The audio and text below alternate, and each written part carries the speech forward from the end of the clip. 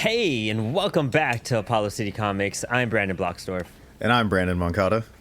And I'm Alex Batts. The Anything and Everything comic book podcast is back yet again for a season of miracles. We're wrapping up volume 1 of fucking Mr. Miracle. God damn, you know how hard it is to keep up with all these names and shit? You're a little bit off, but you know. Yeah, just a hint. Miracles in the name. Yeah, Miracles. Dude, imagine how much that throws off just like an average reader. You know what I mean? Just an average connoisseur that's just trying to take out Mr. Miracle, Miracle Man, which is the whole controversy. It was supposed to be Marvel Man, but that's even more like convoluted. Like when you talk about like Captain Marvel and who Captain Marvel is, and Shazam, and the and all that stuff, which is all the Marvel family and all that. Yeah. As like convoluted as this name Miracle, which is freaking insane. Why did I say freaking? Why is it just fucking insane? Because it's like, not only did you get the Marvels mixed up in all this, but now you're getting like the Fourth World Jack Kirby, Mr. Miracle mixed up in all this at the same time. Like this is a trash can of superhero names that just went wrong in super history. Much like the fucking reading order that this has all been, and all the printing and editions that Alex has the omnibus that he's peeling through. I have the trades, the hardcover trades, broken up in 3 volumes, and I also have like the A1, original where some of these stories were put in, and the individual Eclipse issues. And then Brandon over here has the individual Marvel issues when they were re-released. And you would think that we could all put stuff together and figure things out.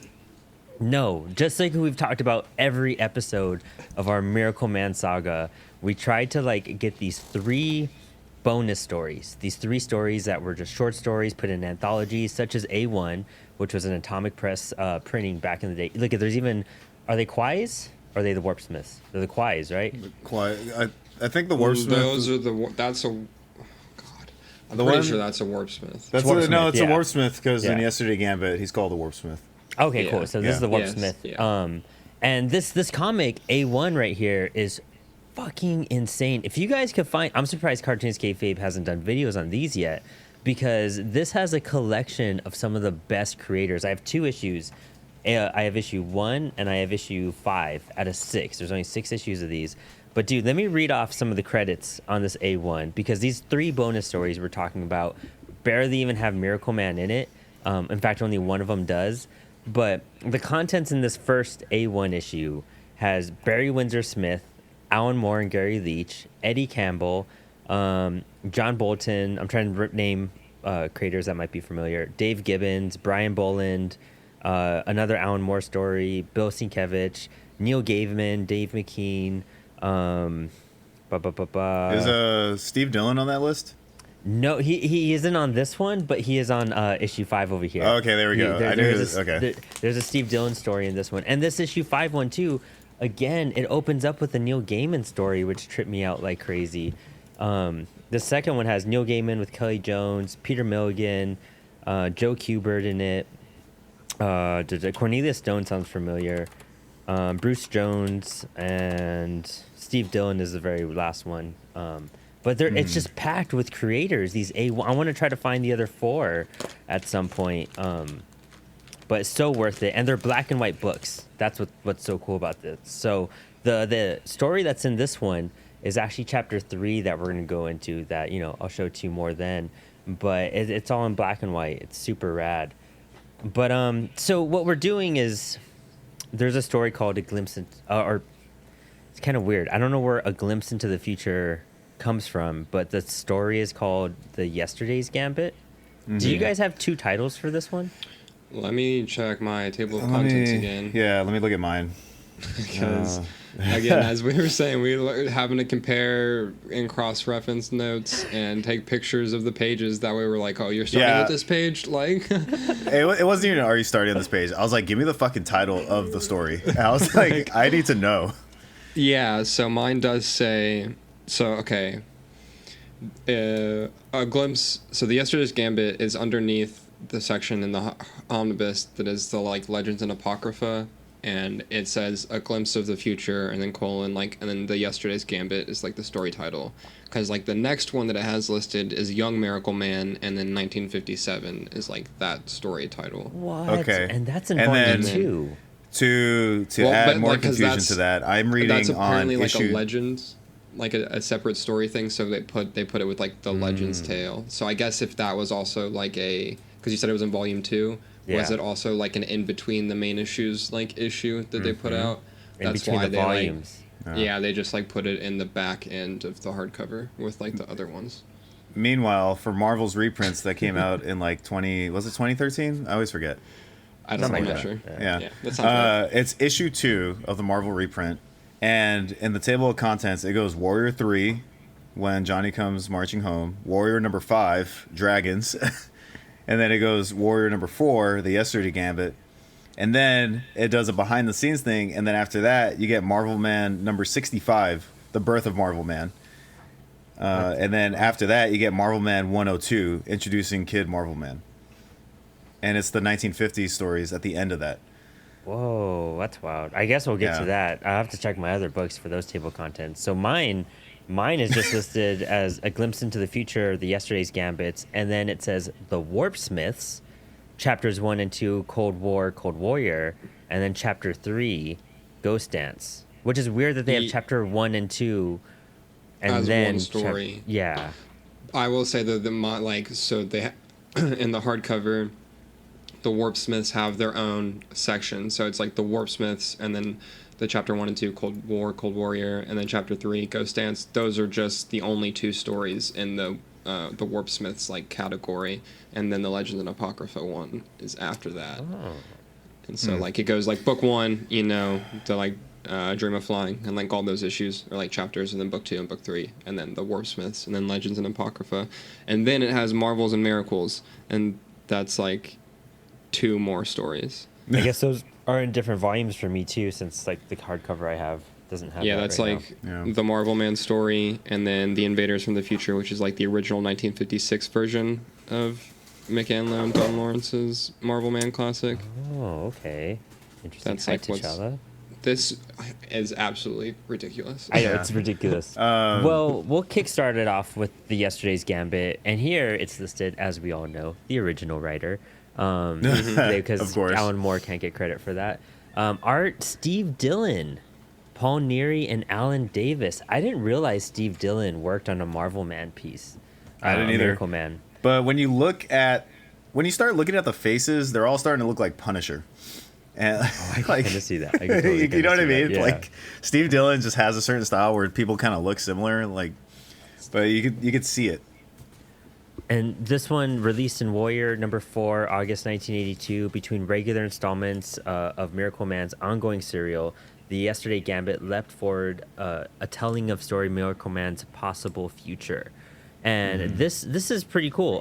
It starts off at the very top, complete in the special, a stunning glimpse into the Miracle Man legend. And honestly, like I'm glad this was a side story. This had to be like a first draft for Alan, because I don't know, the caption in this one was just over the top. I feel like right when we started, and the way you have these 3 thin panels. Maybe I could do a quick glimpse right here while I fight my cat. There's 3 panels that threw me off right from the beginning, and it's these right here, because you start up top and then you have to go here to the bottom when your eye naturally wants to cross this way, and so it would feel like these are separate balloons. Getting like these vertical wild balloons you have to stretch down and go up and down for each time, I thought was kind of a nuance and could throw people off. Well, the other thing that's a little like the other thing that throws you off is the caption boxes are different sizes too. So like, Oh yeah. it's you naturally want to read it, like to your point, you want to read across, but it's a little jarring because one's fat, one's skinny, one's fat, and then you gotta like go back down, and like they're all the same size, but because of the caption boxes, they look like they're different sizes. And for some reason, the one on the bottom is crooked. I don't know what the point of that is, but I liked the opening of this a lot, actually, because I like the dramatic narration. I'm a big fan of. I love the like over the top drama, and also it's just like I enjoy that like style of writing. But no wonder then you like X-Men. Oh yeah, I mean literally no, it's like just straight up like yeah. I was like, oh, this feels like a Chris Claremont X-Men comic, like. But so yeah, like I dig that. I do agree that at first I did want to go to the like next panel immediately. So like that is a bit of a problem. But then also I think about pages where like there'll be full pages that have just the skinny vertical panels and like they're encompassing and like those work still. And so I don't think it's something that necessarily something inherently like wrong with using that. But for here it did definitely like I wanted to go to the right first. I think it's the sizing of it that throws it off because they're so thin and small and there's so much packed in there. I think that's what threw me off the most. But I could totally see what you mean by that. 100%. There's no like right or wrong way of doing it really either. Well, yeah. And this was a Warrior #4, one of their earliest, books. 1982 we're talking about here. You know what I mean? So like how much, like European experimental stuff was like going on to like play with things like that. So it's one of those things. This is purely just like fun. It literally indie comics of the day that were coming out at this point. I guess Miracleman is one of the most indie Alan Moore works because it's so underground in comparison, I feel, to anything else, and it was so early in his career. Yeah, and I would also say, especially in comparison to like just what the average person would know, because like Miracleman is probably what I know, arguably the least about from his like work. There might be something. There might be something else, but like, I mean, I'm familiar with most of the other stuff. I think. I feel like Miracleman is like the favorite of writers, Alan Moore writer fans. You know what I mean? Because they want to go into that superhero aspect with that deep, dense storytelling and embellishment. I mean, there's plenty of stuff that I'm sure you guys haven't heard of that I can name from Alan Moore, like Fashion Beast and stuff like that were really like super quiet, but they were full series, like 4 or 6 issues. But like as like a popular like first emergement, like I feel like people who do know about Miracleman are typically like writers. It's like a creator book. You go to this book to see how something was warped and shaped and redefined as like the Superman tale or epic or power standards and everything. So and going into this is weird too, because this part of Miracleman isn't really about the spectacular, like we're reinventing the superhero anymore. Now we're bringing the superhero into like a super sci-fi like taste and feeling, like super dense 2000 AD sci-fi taste and feeling that we start getting in these. And this first one is like literally like a bizarre Doctor Who episode. I called it. I thought of Christmas Story for some reason, just like the 3 stories, and I could totally see that as well. There's no connection. I will say real quick, when I went to reading this, I tried doing a little research. There's only like one article I could find that really like digs deep talking about it. Oh, how so? I like just did a quick Google search. I was like, oh, let me just see if like anybody else has like some sort of in-depth analysis of the story or whatever. And looking into it, I found one website called sequentialart.org or something. Support. Oh, yeah. There's like an article kind of review on it, and that's kind of all I could find. Nothing else really. Anything in that you could point out or highlight? Not too much. Just more about this wasn't reprinted until I believe Marvel printed the reprints. Yeah, because none of these are in my single issues. So that means Eclipse didn't reprint them when they obtained any of that either from Warrior. Yeah, one thing to pick up from this is that basically it's a legendary story because it provides insight into Alan Moore's original vision of where the story would go. That's because the episode is set in what was then the future. In fact, it takes place during the climax of Book 3, Moore's final work with the character. So it's actually kind of like a glimpse into his like epilogue when he was done with the character. Well, it feels like he, when you kind of get through the story, what ends up happening really quick is that he's like with one of the warp smiths, and I wonder if I could find the panel that explains everything. Cannot contain enemy for long, were to prevail, must hurry, blah, blah, blah. Killed him, his course of example. Basically, this device will propel us back along to your time strain. You will encounter yourself as you were, and and you will battle with yourself. My task is to contain the energies released within those energies to destroy the monster. If we fail, my friend, many worlds will fall with us. So basically, the Warpsmith is getting Miracle Man, and he's like, I'm going to send you through different points of your career, of your life so far, so you could fight yourself at different stages of your life, so that you could build up like enough, basically like kinetic energy for me to capture, for us to use against this motherfucker, because we can't defeat him. And so he starts off by going back to the day that him and Johnny Bates and Young Miracle Man were all blasted by the nuke, because that was like top tier at the time, Miracle Man at that moment. So he goes back, fights him, goes into battle. He absorbs everything he needs to absorb, and then their memories are wiped. They won't even remember that fight ever happened. Typical timey-wimey type of stuff, you know? Yeah. The second time he goes back to encounter is, post 80s Miracle Man, where he's, regained his powers. He's kind of just like, his body's been refreshed. He's in the body for the first time in like whatever, 15, 20 years. And they go and battle on the moon, and it's pretty tough. Like, it's like that version of Miracle Man has been stored up for so long that it actually kicks present Miracle Man's ass a good amount, and he ends up needing some backup. And then right when he gets back, that's when we realize who we're fucking fighting at this point. And it's Kid Miracle Man. So you figure this is about, like what you're saying, the end of chapter 3, issue 15, with the bloody... the reason why we're doing this whole thing is to get to issue 15. That big epic battle between Miracle Man and Kid Miracle Man. And literally, that's all 4 pages, It's it gets trippy. dead.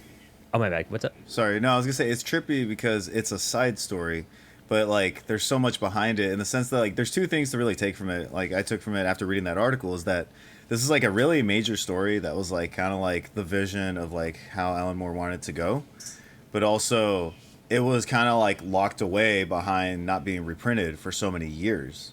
So if you couldn't get a hold of an old issue, there was no way you could read this really, at least in like standard ways. And then it's just like, you had to wait till 2013, like we said, 2014 to like read the reprint, to read such an important like issue for probably Alan Moore and the character.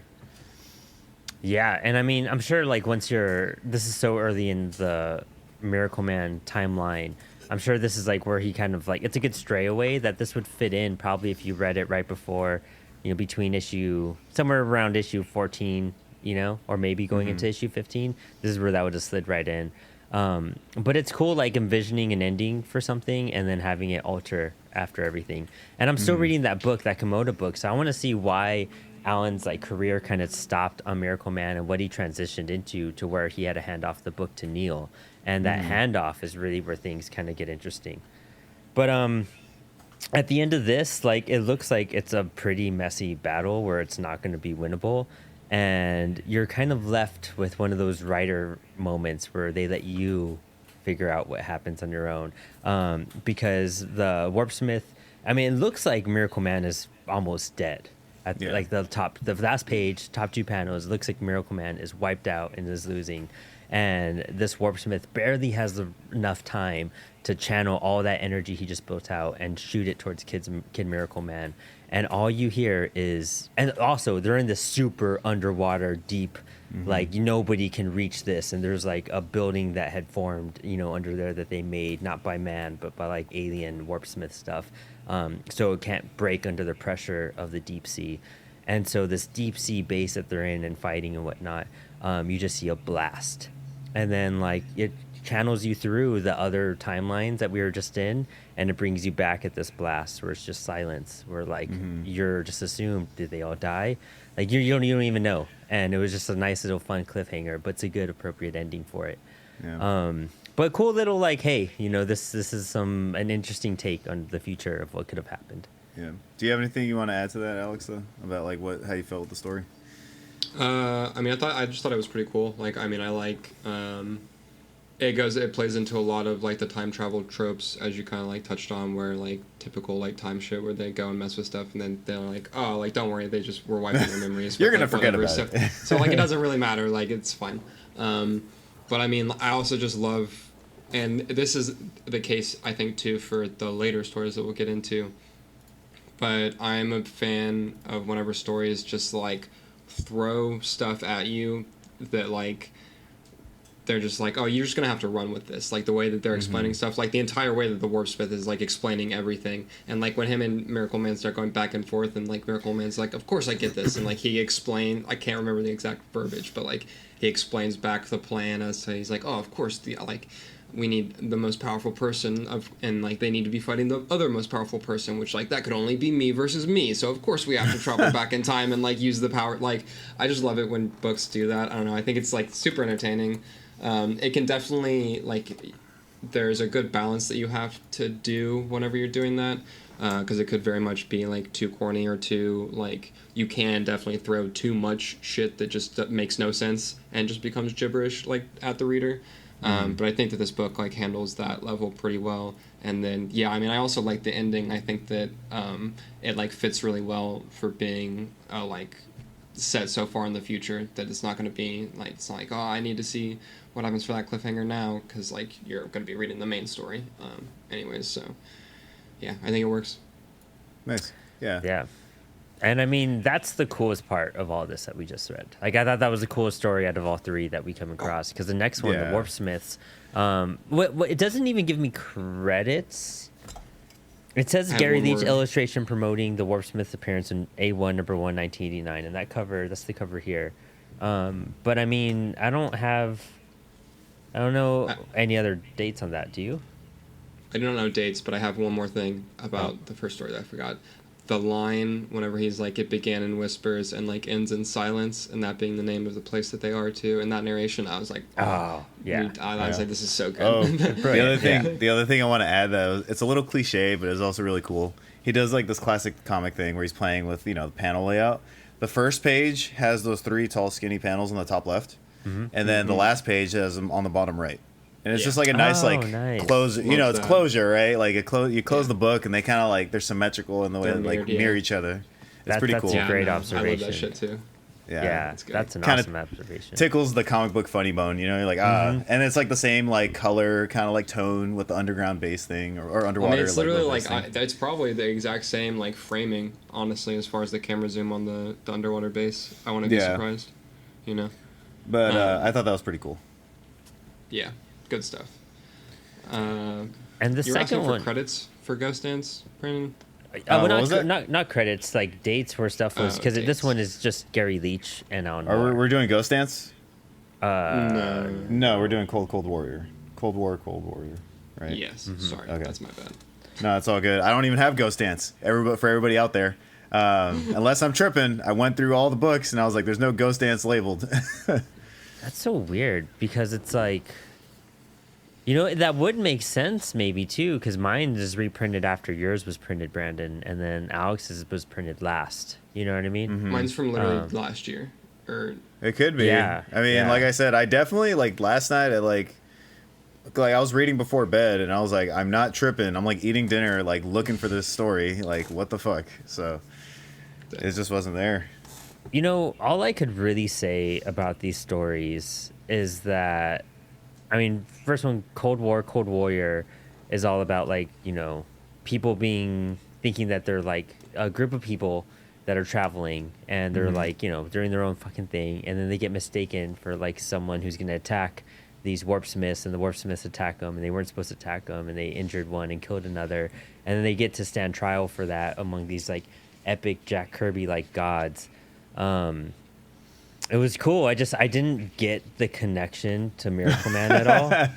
Also, it's one of those classic Alan Moore things where he has to get some sort of sexual tension in there. Yeah. Where he's like, hopefully, so will. How do you pronounce that? Sususu? Something like that. The weird sci-fi names are over the top in To the story. Misusu of planet Karbu. yeah, I did not bother like remembering or trying Yeah. to mentally Yeah. pronounce any of those names. I was like, every time I got to them, I'm just like letters. Like I just kept. This line right here: casual sexual liaison of Koma Chat Crank. Like, Yeah. Yeah. Yeah. It's something I will say. So for this story, I do love, like the overall themes here that he's playing with, right? Which is like, about like not premeditated, preemptive attack, like whether or not you like the line as far as like defending yourself or being like proactive in that kind of measure, and like where that line is ethically and things like that. Like I do definitely think that like that's something very much worth exploring in stories and is really great. However, the presentation in the story is not exactly it, because literally half of this dialogue made me want to slam my head into my desk. All the names. All the names, and then also like the rhyming of straight up were these were just, I mean, completely made up words, right? I know that all words are made up, but like Hushabye and Crank. Josestra doll. I just like I was like, okay, well, this is tough. Like, it was just tough to read and try to get through. And I was like, okay, like this could also, be.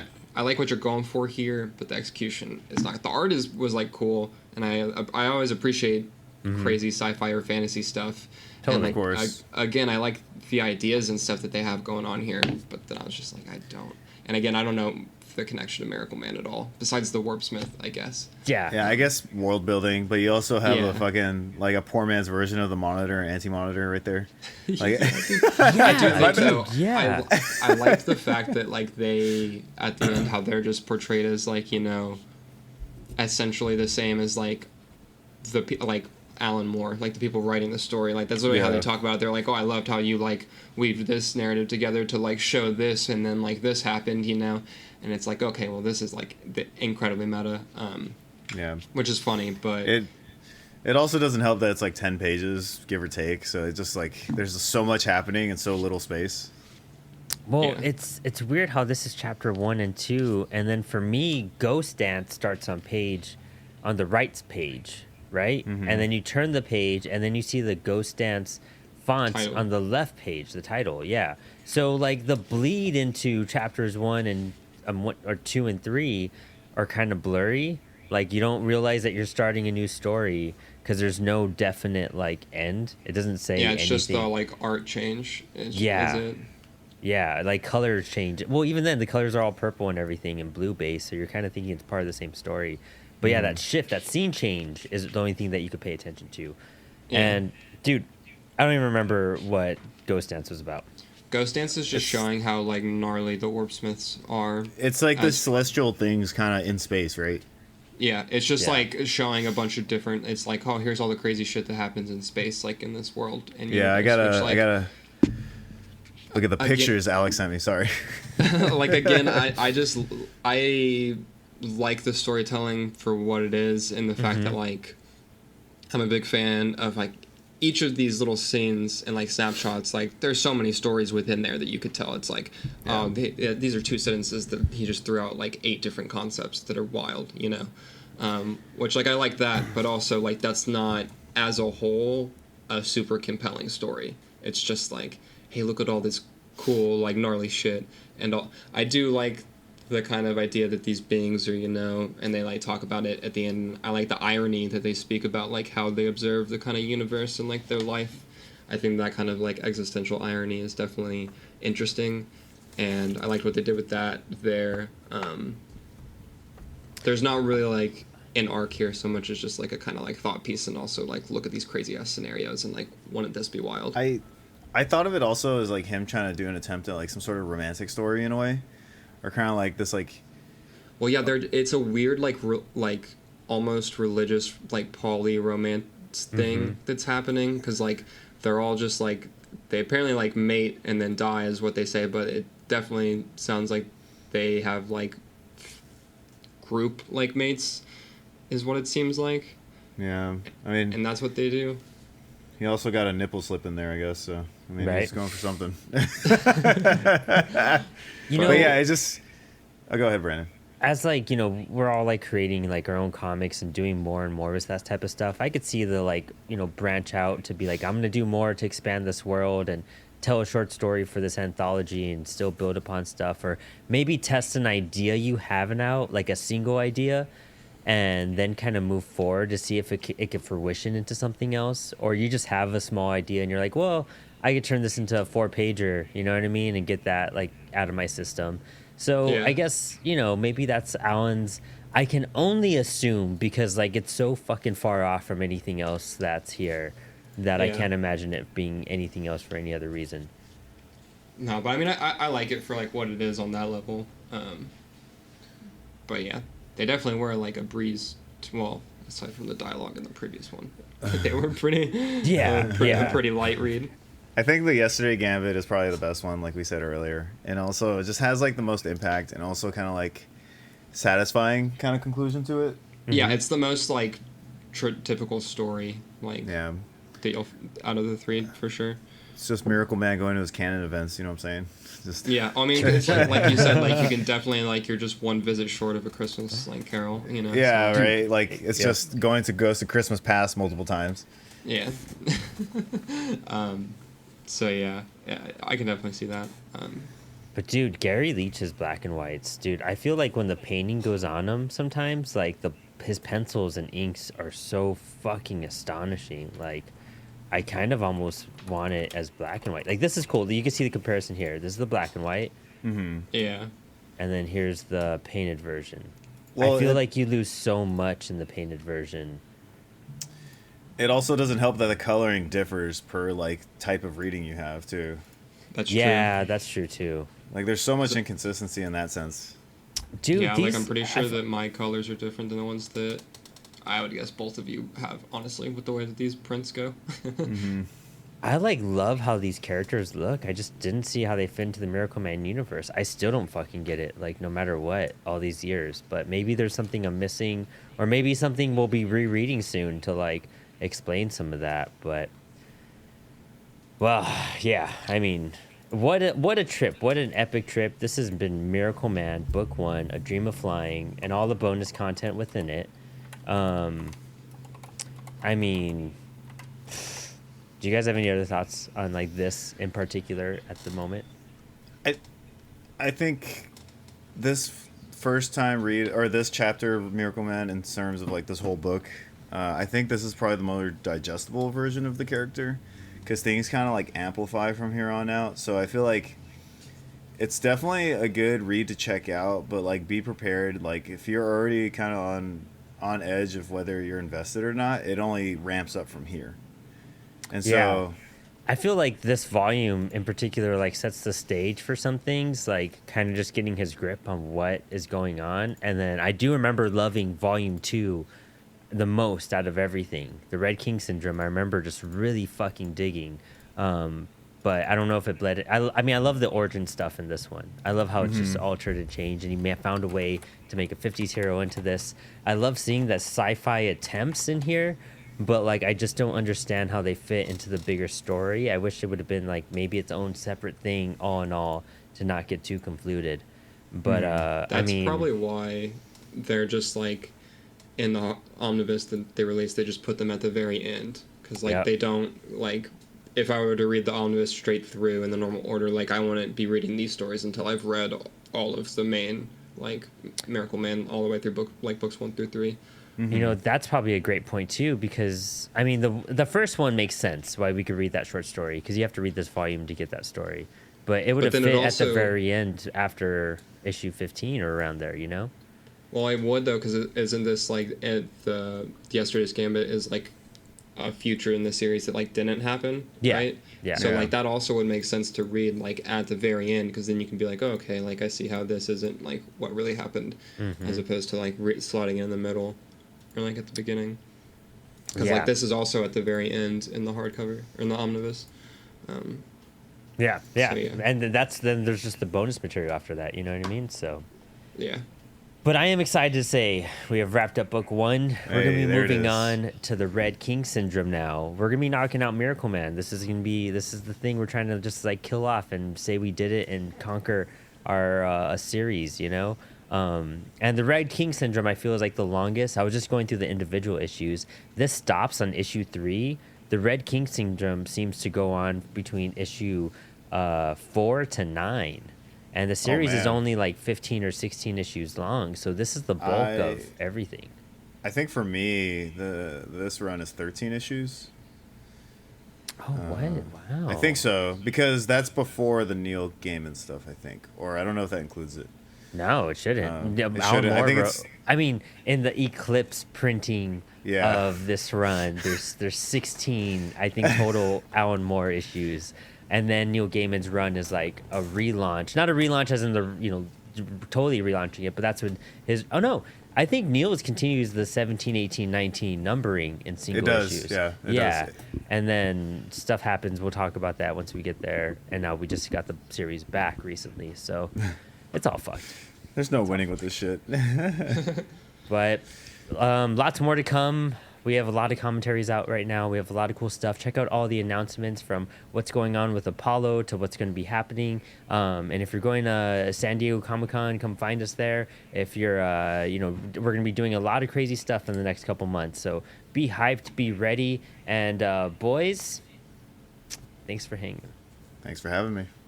Oh, yeah.